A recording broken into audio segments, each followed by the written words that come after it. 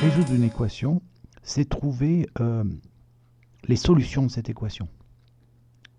Et les solutions, ce sont des valeurs numériques qui, lorsqu'on les remplace dans l'équation, eh bien, donnent une égalité juste.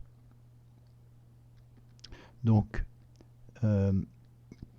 pour faire ça, on va faire des transformations, parce que le but, c'est de transformer l'équation en une équation très simple, une sorte d'équation de base dans laquelle on peut avoir x égale un nombre.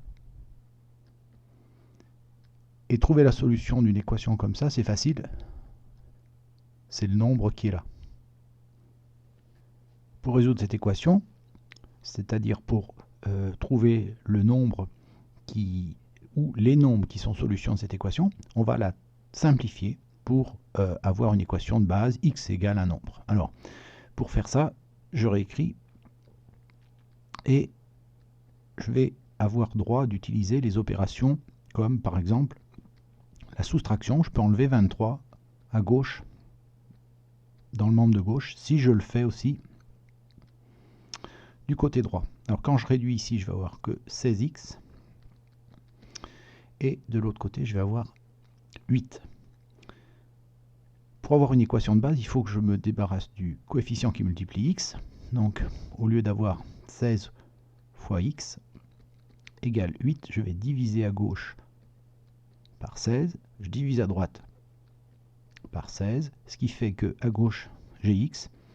À droite, j'ai 8 sur 16, qui peut se simplifier en 1 demi, ou encore une valeur exacte de 1 demi, c'est 0,5. Donc j'ai transformé cette équation, qui était un petit peu compliquée, en une équation plus simple, et c'est sur cette équation, et donc ce sont des équations équivalentes, c'est-à-dire qu'elles ont les mêmes solutions. Donc trouver la solution de cette équation, c'est aussi trouver la solution de celle-là. La solution de cette équation, c'est 0,5, c'est facile parce que si je remplace x par 0,5, j'aurai 0,5 égale 0,5, qui est une égalité juste. Donc, je vais pouvoir donner la solution et dire que c'est 0,5 qui est la solution. Pas x égale 0,5, mais 0,5. Je peux dire que c'est la seule solution.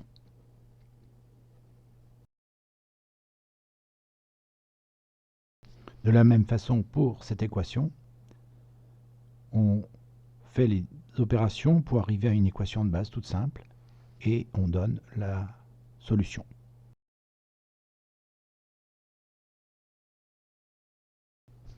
Ici, c'est la même chose. On enlève les 5,6 côté gauche et à droite. On divise par 2,5 à gauche et à droite. On obtient une équation de base et il reste à donner la réponse.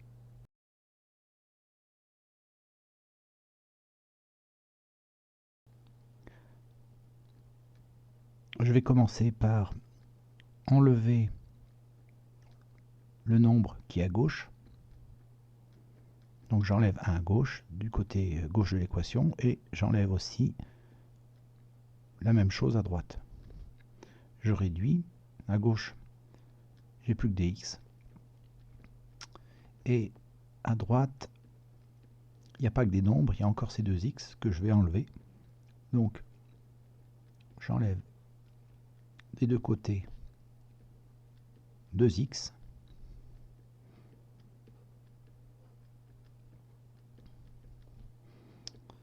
Donc à gauche, j'ai plus que des x. Et à droite, j'ai des nombres. Et que des nombres. Je veux me débarrasser du 3 qui multiplie la valeur de x. Donc, je divise par 3 à gauche.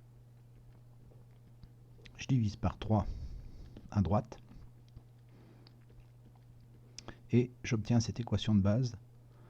X égale 18 sur 3.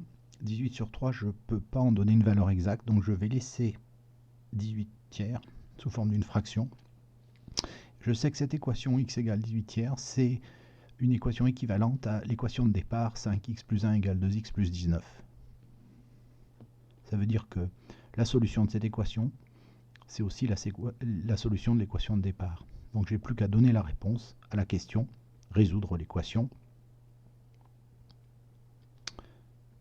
18 est la solution de l'équation.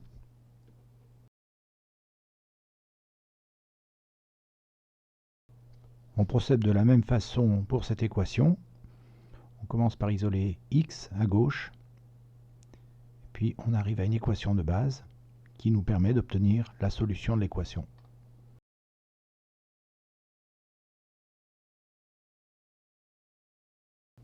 Pour cette dernière équation, on commence par enlever 8 à gauche et à droite, puis après on va enlever les i qui sont à droite. On obtient une équation plus simple, et en divisant par 6,5, on obtient une équation de base, donc on peut simplifier, et qui va nous permettre d'obtenir la solution.